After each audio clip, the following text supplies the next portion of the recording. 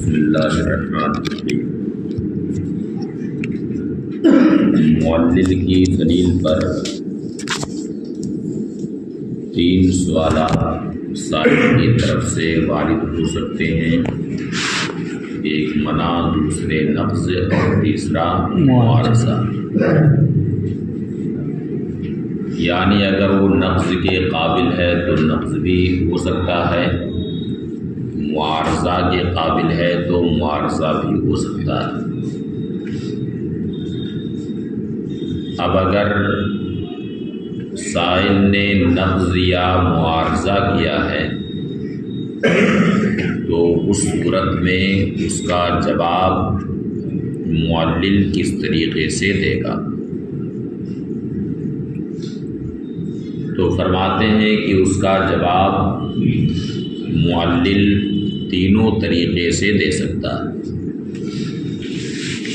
یعنی چاہے تو اس کے نقض اور معارضہ پر منع وارد کرے، اور چاہے تو نقض وارد کرے، اور چاہے تو معارضہ کرے۔ اس وجہ سے کہ نقض اور معارضہ جب سائل نے معلل کی دلیل پر کر دیا تو اب منصب بدل گیا، عہدہ بدل گیا۔ اب جو سائل تھا وہ ہو گیا معلل، اور جو معلل تھا وہ ہو گیا سائل۔ تو جیسے ہر سائل کے لیے 3 مناصب ہیں، 3 منصب ہیں، ایک منع، دوسرے نقض اور تیسرے معارضہ۔ تو اسی طرح سے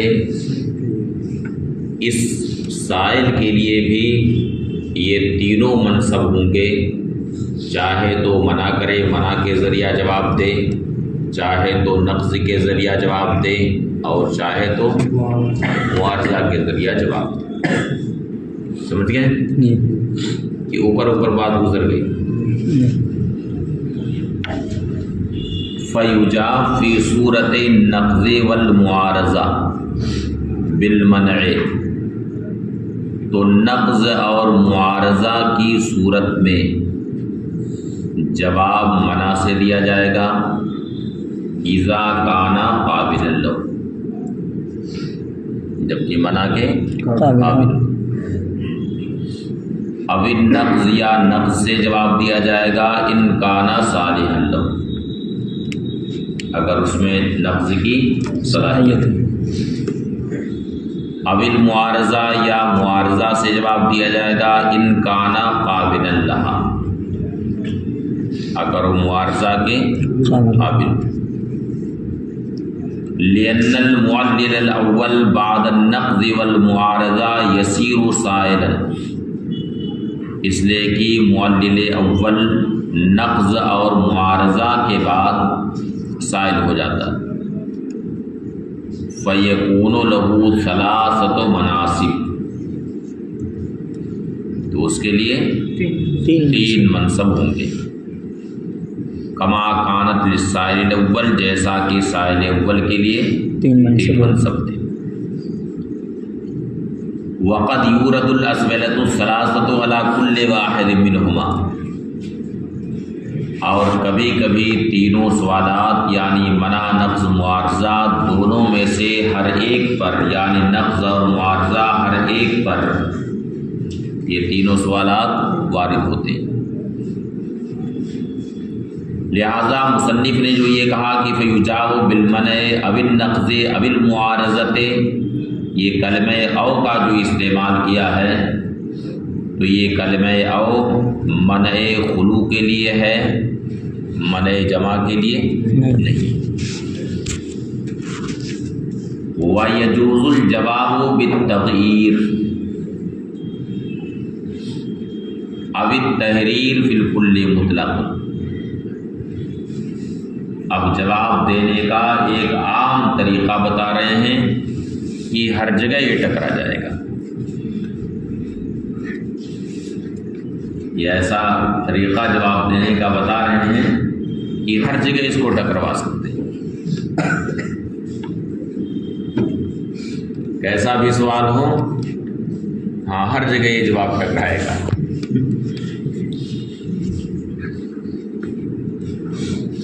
وہ یہ ہے کہ سائل نے منع وارد کیا ہو یا نقض یا معارضہ، جواب دینے کا طریقہ ایک یہ ہے کہ اصل کو ہی بدل دیا جائے۔ کیا کیا جائے؟ اصل کو بدل، ہاں، اصل کو ہی بدل دیا جائے، یعنی جو اصل دلیل ہے اسی کو بدل دیا جائے، یعنی اس میں کچھ گھٹا بڑھا دیا جائے، کوئی تغییر کر دی جائے، یا یہ ہے کہ اس میں جو زوائد ہیں انہیں حذف کر دیا جائے کہ کوئی اشکال پیدا ہی نہ ہو، کوئی اعتراض ہی نہ پیدا ہو۔ وَيَجُوزُ الْجَوَابُ بِالتَّغْيِيرِ، اور تغییر سے یعنی تغییر اصل سے جواب دینا جائز ہے، یا تحریر سے بھی جواب دینا جائز ہے، بحیث لا يرد علیہ شیء، اس طور سے کہ اس پر کچھ وارد نہ ہو، فی الکل مطلقاً تمام صورتوں میں، سواء کان السائل مانعا او ناقضا او معارضا، سائل خواہ مانع ہو یا ناقض ہو یا معارض۔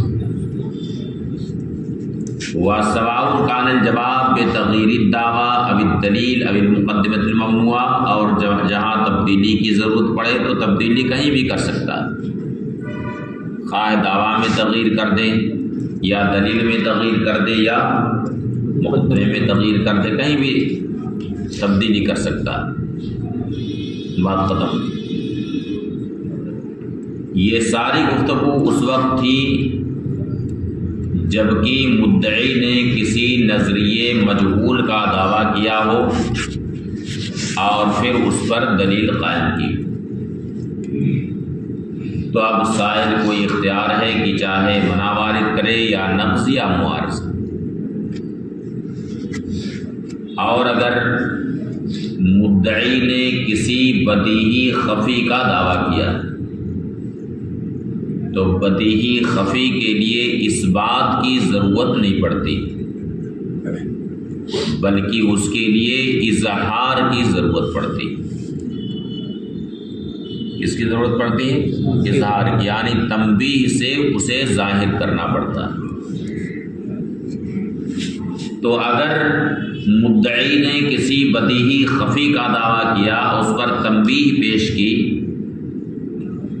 تو کیا اس تنبیہ پر یہ تینوں سوالات وارد ہو سکتے ہیں، منع نقض معارضہ؟ تو فرماتے ہیں ہاں وارد ہو سکتے ہیں، لیکن اس میں کوئی خاص فائدہ نہیں، اس لیے کہ تنبیہ سے اس بات دعویٰ مقصود نہیں بلکہ صرف اظہار دعویٰ مقصد ہے۔ تو اگر تنبیہ کو باطل کر بھی دیا تو اس کے ابطال سے دعویٰ باطل نہیں ہوگا، اس لیے کہ اس تنبیہ سے دعوے کا اس بات نہیں کیا گیا بلکہ دعوے کا اظہار کیا گیا۔ وَأَمَّا التَّنبِیہ، اور رہی تنبیہ، فَيَتَوَجَّهُ عَلَیہ ذَلِکَ، تو اس پر وہ تینوں سوالات وارد ہوں گے، وَلَا يَكْثُرُ نَفْعُهُ، اور اس کا نفع زیادہ نہیں، کوئی زیادہ فائدہ اس میں نہیں۔ اے نفع ذالک توجہ، یعنی ان سوالات کے وارد ہونے میں کوئی زیادہ نفع نہیں، اذ لم یقصد بہ اثبات الدعویٰ، کیونکہ اس تنبیہ کو ذکر کرنے سے اس بات دعویٰ مقصود نہیں، لکونہا بدیہۃ، اس لیے کہ دعویٰ تو بدیہی ہے، غیر محتاجۃ للاثبات، اس بات کی اس میں حاجت ہی نہیں ہے۔ فلا یقدح ذلک التوجہ فی ثبوتہ، تو اب اس کے ثبوت میں یعنی دعویٰ کے ثبوت میں ان سوالات کا وارد ہونا قادر نہیں، مخل نہیں۔ اب سوال یہ پیدا ہوتا ہے کہ فی ثبوتہ مذکر کی ضمیر لے آئے، جبکہ اس سے پہلے دعویٰ کا بیان ہے اور دعویٰ مؤنث ہے، ضمیر مرجع میں مطابقت نہیں ہے، تو اس کا جواب دے دیا کہ بے تعبیر المطلوب، یعنی مذکر کی ضمیر مطلوب کی تعبیر میں، یعنی دعویٰ کو مطلوب کی تعبیر میں کر دیا گیا، یا یہ ہے کہ دعویٰ کو مدعا کی تعبیر میں کر دیا گیا، اس لیے مذکر کی ضمیر آئی۔ المستغنی عن الاثبات، جس کا ثبوت اس بات سے مستغنی، یہ ثبوت کی صفت ہے، بخلاف الاستدلال، برخلاف استدلال کے، فإن التوجہ هناك يقدح في ثبوت الدعوی، کیونکہ اگر مدعی نے اپنے دعویٰ پر استدلال کیا ہے، کوئی دلیل پیش کیا ہے، تو وہاں پر ان سوالات کا وارد ہونا ثبوت دعویٰ میں قادر، لکونی محتاج الیہ، اس لیے کہ دعویٰ تو اس بات کا محتاج۔ وَكَانَ الْأَوْلَىٰ أَن يَذْكُرَ الدَّلِيلَ بَدْلَ الْاِسْتِدْلَالِ، یہاں مصنف نے بھی خلاف الاستدلال کہا، تو شارح کہتے ہیں کہ بہتر یہ ہے کہ بے خلاف الاستدلال کے بجائے بے خلاف الدلیل کہتے ہیں۔ کیا کہتے ہیں؟ بے خلاف الدلیل۔ وَكَانَ الْأَوْلَىٰ يَذْكُرَ الدَّلِيلَ بَدْلَ الْاِسْتِدْلَالِ، اور اولا یہ ہے کہ استدلال کے بجائے دلیل ذکر کر دیں۔ وَقَدْ يُنَاقَشُ هَاهُنَا بِأَنَّهُ كَمَا يَفُوتُ بِالْأَسْوِلَةِ الْمَذْكُورَةِ مَا هُوَ مَقْصُودٌ بِالْاِسْتِدْلَالِ۔ اب کوئی خواہ کی بحث یہاں لا سکتا ہے کہ آپ نے جو یہ کہا کہ تنبیہ پر ان سوالات کے وارد کرنے سے کوئی خاص فائدہ نہیں ہے، تو سوال یہ ہے کہ اس میں بھی فائدہ ہے، اس وجہ سے کہ ان سوالات کے وارد کرنے سے دلیل کا جو مقصود ہوتا ہے وہ جیسے فوت ہوتا ہے۔ دلیل کا مقصود کیا ہوتا ہے؟ اثبات دعویٰ۔ دلیل کا مقصود کیا ہوتا ہے؟ اثبات دعویٰ۔ تو دلیل سے جو مقصود ہے وہ جیسے فوت ہوتا ہے ان سوالات سے، اسی طرح سے تنبیہ سے مقصود اظہار دعویٰ ہے، تو ہی فوت ہو جائے گا۔ تو دونوں میں فائدہ ہے اپنے اپنے لحاظ سے، جیسے دلیل کا مقصود وہ ان سوالات کے وارد کرنے سے فوت ہوگا، اسی طرح سے جو تنبیہ کا مقصود ہے وہ بھی ان سوالات کے وارد کرنے سے فوت ہوگی۔ وَقَدْ يُنَاقَشُ هَاهُنَا، اور کبھی یہاں پر مناقشہ کیا جاتا ہے اس طور سے کہ کما یفوت بالاسولۃ المذکورہ ما ہوا مقصود بالاستدلال، جس طرح سے مذکورہ سوالات سے وہ فوت ہوتا ہے جو استدلال سے مقصود ہے، یعنی اثبات مدعا، کذالک یفوت بہا ما ہوا مقصود من التنبیہ، اسی طرح سے ان سوالات سے وہ بھی فوت ہو جائے گا جو تنبیہ سے مقصود ہے، یعنی ازالہ خفا۔ کیا؟ ازالہ خفا یعنی اظہار دعویٰ۔ فلا فرقہ، تو دونوں میں کوئی فرق نہیں۔ الا یقال، مگر یہاں اس کا جواب ممکن وہ یہ ہے کہ اصل مقصود مدعی کا ہے ثبوت دعویٰ۔ مدعی کا اصل مقصود کیا ہے کہ جو دعویٰ میں نے کیا ہے وہ ثابت ہو جائے، وہی مقصود اصلی۔ تو اگر وہ فوت ہو جائے تو بہرحال مقصود اہم فوت ہو رہا، اگر وہ فوت ہو جائے تو مقصود اہم فوت ہو رہا۔ اور رہی بات زوال خفا کی، اظہار کی جہاں تک بات ہے، تو اس کے لیے کبھی ایسا بھی ہوتا ہے کہ تنبیہ کی بھی ضرورت پیش نہیں آتی ہے، بلکہ سائل جو طالب حق ہے وہ ادنا سا بھی تعامل کر لے، غور و فکر کر لے، تو مقصود اس کے سامنے ظاہر ہو جاتا ہے، بشرطے کہ طالب حق ہونا چاہیے، اور طالب حق نہیں ہے بلکہ علد الخصام ہے، تو کبھی نہیں اس کے سامنے حق ظاہر ہوگا۔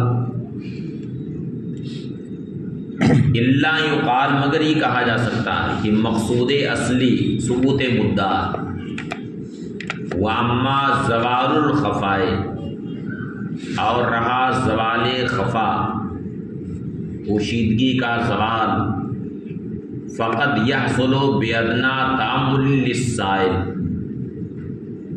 تو یہ کبھی سائل کے ادنا تأمل سے حاصل ہو جاتا ہے، جو حق کا طالب، فلا اعتداد بفواتہ، تو اس کے فوت ہونے کا کوئی شمار نہیں، ولا یخفا ما فی، مگر شارع نے اس کو بھی محل نظر کر دیا، کہہ دیا کہ جو اس میں نظر ہے وہ مخفی نہیں، جو اس میں نظر ہے وہ مخفی نہیں ہے، نظر وہی ہے جو ظاہر ہے بالکل، کہ تنبیہ سے مقصود اظہار دعویٰ، اظہار مدعا، تو اس کا جو مقصود ہے جب وہی فوت ہو رہا ہے تو بہرحال ان سوالات کے وارد کرنے میں ایسا نہیں ہے کہ کوئی فائدہ نہ ہو، بلکہ ہے فائدہ، دلیل کے لحاظ سے وہ فائدہ ہم ہے اور تنبیہ کے لحاظ سے یہ فائدہ بات ختم ہوئی، یہ ایک بحث مکمل ہو گئی۔